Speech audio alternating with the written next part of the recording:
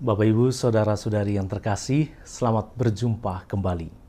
Setelah Petrus mengungkapkan identitas kemesiasan Yesus, "Engkau adalah Mesias, Anak Allah yang hidup," Yesus justru melarang para murid memberitahukan kepada siapapun bahwa Dialah Mesias.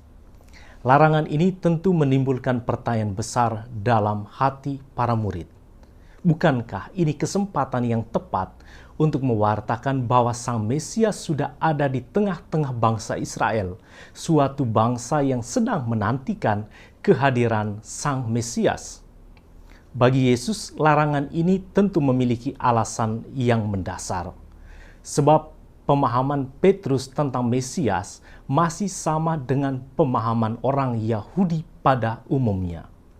Bagi orang Yahudi, Mesias adalah seorang yang diurapi, yang berasal dari keturunan Raja Daud untuk melaksanakan tugas sebagai pemimpin politik, seperti seorang pahlawan nasional untuk membebaskan orang Yahudi dari penjajahan bangsa Romawi.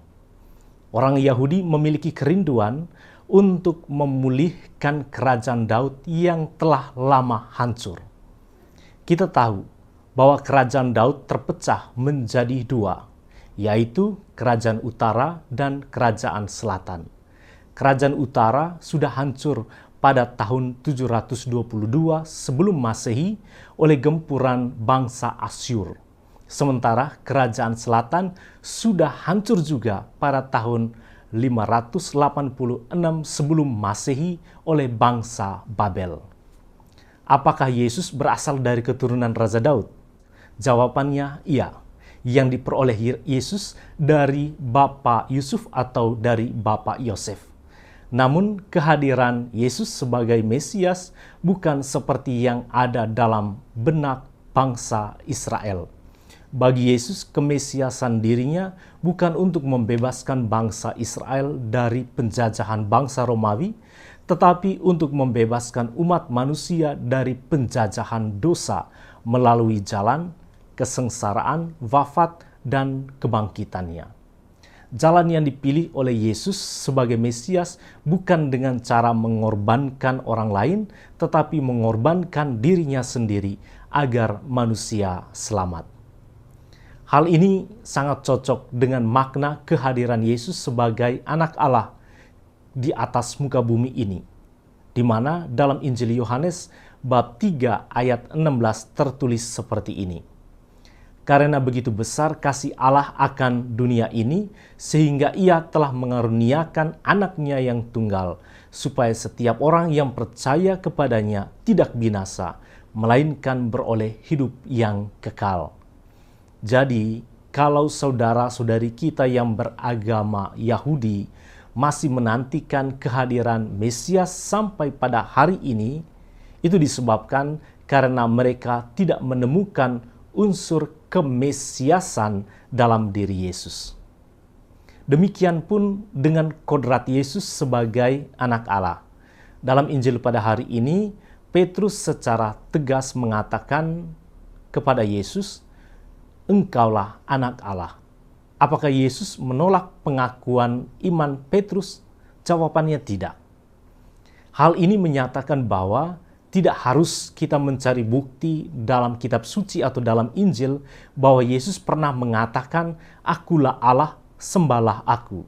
Tetapi dengan menerima pengakuan iman Petrus, Yesus telah menunjukkan bahwa Dialah Mesias dan sungguh Putra Allah. Sejak Petrus diserahi kunci kerajaan surga oleh Yesus, Yesus sebenarnya menghendaki agar iman kita akan Dia mesti sejalan dengan pengakuan iman Petrus bahwa Yesus sungguh Mesias, sungguh Anak Allah, bahwa Yesus itu sungguh manusia dan sungguh Allah. Lalu yang menjadi pertanyaan selanjutnya adalah, apakah cukup kita menjadi murid dari Sang Mesias hanya dengan mengimani bahwa Yesus itu Mesias dan Putra Allah? Perlu kita ketahui, jauh sebelum Petrus atau para rasul mengenal Yesus sebagai Mesias dan Anak Allah, iblis telah mengetahuinya. Iblis memiliki pengetahuan supernatural sehingga mereka mengenali Yesus sebagai Mesias dan Putra Allah. Dapat kita baca dalam Markus bab 1 ayat 24.